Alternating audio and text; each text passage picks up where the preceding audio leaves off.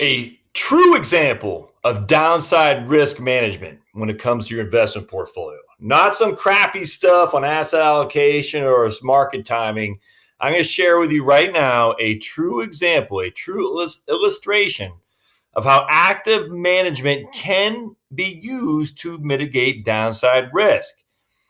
And so let's talk right into it. So don't forget to subscribe down below. You're at the Heritage Wealth Planning YouTube channel, the place you come to hopefully just get some insight on other aspects of financial planning. And now we're going to talk a little bit about investing, which you know is near and dear to my heart, but I do have some issues with it. So don't forget to subscribe and comment. All right. So first and foremost, I was about 2 years ago or so, I was introduced to a group called Swan Global Investments, Swan Global Investments. They have something called a Swan Defined Risk Portfolio or something like that. And a Swan, and I think is Randy Swan out of Alabama or Phoenix. We'll look him up. I can't remember. I never heard of these guys. It didn't mean anything to me until I started looking a little bit deeper. This is not a recommendation. Don't buy this. Don't invest in it. Don't do anything I say. My goodness, I'm not recommending it to you. What I am showing you, though, is when you are actively trying to mitigate downside risk, it can pay dividends as long as you're doing it right. My pet peeve of mine is that these active managers or investment guys, and this isn't even people who say I'm day-to-day trading, but these are people saying, oh, we're going to protect against the downside because we have a diversified portfolio. No. Everything reverts. When risk happens, everything goes in one direction. All right. I mean, I'm just telling you, in 2008 was a perfect example of that. So you have these portfolios that say, oh, when the stocks are up, bonds are down. All right. Or when international's up, equity US is down. They say, look, all these things are correlated. So there's a low correlation. That way, when oil is up, gold's down or something like that.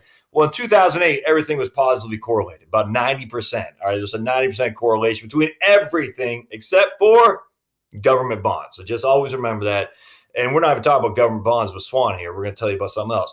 So when the people say I'm diversified because we have a negative correlation between this, that, and the other, and gold is not correlated with stocks and blah, blah, blah. In 2008, my friends, everything was correlated except for government bonds. Everything, real estate, you name it, doesn't matter. And so if you were banking on downside risk protection because you had a diversified portfolio of 7, 8, 9, 10 different asset classes, you still got hammered. Just don't get around. The only thing that didn't get hammered was cash and government bonds. All right. So now you got these guys say, well, I don't actively manage your portfolio. I'm not picking stocks, but I'm actively managing the allocation of your portfolio to keep you from losing money in the downside. And then he said there in 2008, well, what happened? Well, we didn't realize that everything was going to be positive correlated because our metrics, our numbers, our models. Remember, and I got my book over here, which is my growing list of books I need to read. Models behaving badly. Our models said everything was, we had low correlation, and yeah, that model broke. All right. And so, but now they're still going to charge 1%. That ticks me off. It ticks me off that these guys are insinuating they can protect you from downside risk basically due to asset allocation. There's just no validity to that. There's no proof of that whatsoever. And yet you're going to pay 1% for that. Now, there are ways active management can do it. And that's what we're going to talk about. Swan Global Investments and their defined risk is DRC, I thought. Divine risk something, DR's divine risk portfolio. And I'm going to show with you of how if you want to pay for active management, you need to pay for actively being hedged. And there's a thing that goes along with being actively hedged, which means you are leaving money on the table, big money potentially, when the markets are up to avoid the downside. That's it. If you're going to take the risk of the market, you should expect to get the risk of the market returns. All right. Risk, return. If you're going to reduce the risk of the market, you should expect to get lower than market returns. There's just no two ways around that. This idea that we can get market-like returns without market-like risk is just, oh, please stop. There's no proof of that. If you're going to take the risk of the market, you're going to get market-like returns. If you're going to reduce the risk of the market, you're going to get reduced returns. There's just no two ways around that. So hedging simply means we're putting money at stake in order to protect us on the downside. If the downside doesn't come, we lose money. So let's dive right into this. And again, this is Swan Global Investments. And tell you what, let's hit about, before we do that, we'll start with the numbers. Defined risk strategies, DRS, that's what it's called. by Randy Swan. I think he's out of Alabama. I've never met the guy. I don't know. I mean, I've never talked to him, never met him. I love this portfolio for what it does. I don't have it, and I'm not saying, again, you shouldn't. No. Don't listen to anything I say in terms of what you should buy. By actively seeking to not lose big, we believe that investors will be better off in the long run. I'm telling you, there's some huge validity to that. If we can avoid the sharp losses on the downside, we can be better off in the long run. I don't necessarily subscribe to that theory, but I makes sense. Absolutely. If we can avoid you getting crushed, i.e. 2008, we will avoid you getting the glory of 2009. But in the long run, we should be better off because you didn't start from such a threshold of down. So just remember, get $100,000 in your portfolio. It drops 50%. You got $50,000 in your portfolio.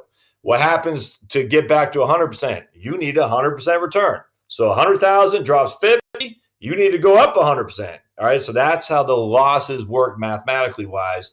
Losses are lower and the gains got to be higher just to break even. So Randy Swan is saying if we can eliminate that 100 to 50, we don't need to get that 100% on the upside. We don't, because we've eliminated that quite a bit. So Randy would say if we can get a 10% loss as opposed to a 50% loss, we only need to get an 11% upside in order to break even. So think about it like that. $100,000 loses 50%. We're down to $50,000. I need 100% return just to get back to $100,000. $100,000 loses 10%. It's down to $90,000. I need 11% return just to get back to 100. I hope that makes sense because it's fundamental on limiting your losses, which leads me to another one. Ride your winners, cut your losses. But we'll talk about that for other videos. All right, so here's our legacy of success. We put our defined risk strategy to the test in July 1997. Since then, our innovative approach has provided the opportunity for growth while reducing our downside exposure, helping our strategy consistently outperform both the S&P 500 and the traditional 60-40 portfolio over full market cycles. All right.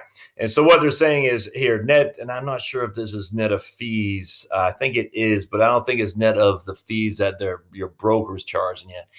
I think it's just net of the Randy Swan fees. But if you're paying another 1%, it won't be the same. And there's another thing, too, we got to look at, too, when it comes to IRAs versus taxable accounts. So we'll talk about that here in just a second. All right.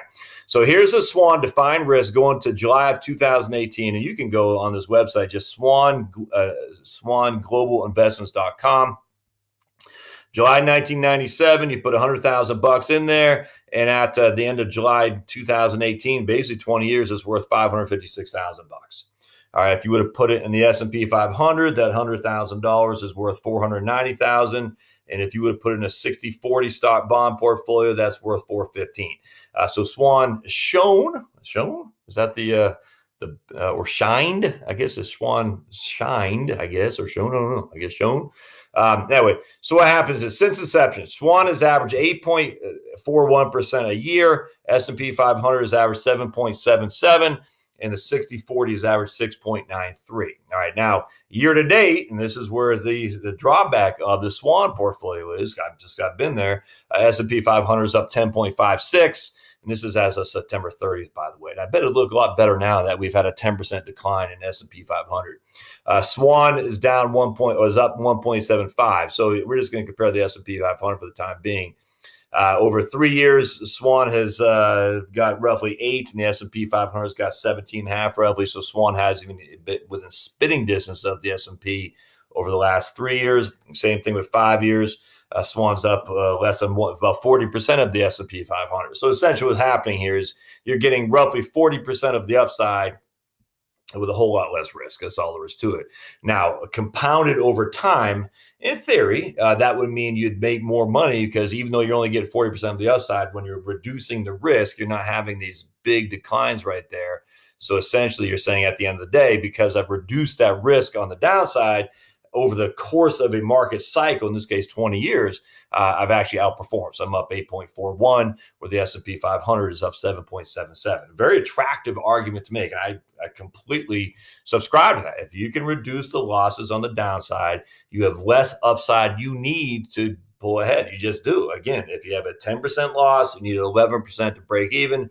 If you have a 50% loss, you need 100% to break even. And so Swan shows us that right there. So growth of $100,000. And again, this is net of Randy's fees. I don't think it's net of if you're paying another guy.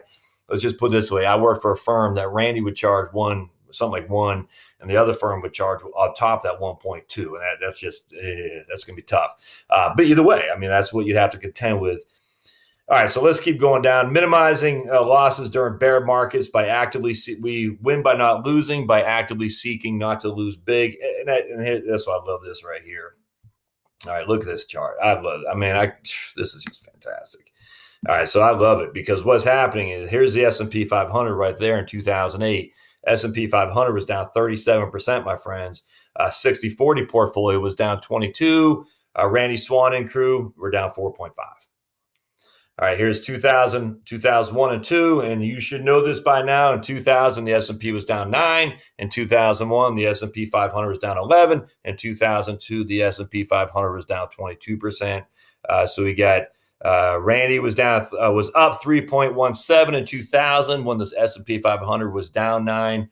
Randy was up 7.46 in 2001 when the S&P 500 was down 12. And Randy and crew were up 12.22% in 2002 when the S&P 500 was down 22%. And the reason that's hedging. That's how it works. So as options, so they're buying options, selling puts, do the whole thing. They're saying when the market goes down, our defensive strategy will be worth more when the market goes down. When the market goes up, our defensive strategy will not be worth more. We'll have wasted money essentially buying options to protect the downside. But when the market goes down, we make money. That's what happens. When the market goes down, we make money.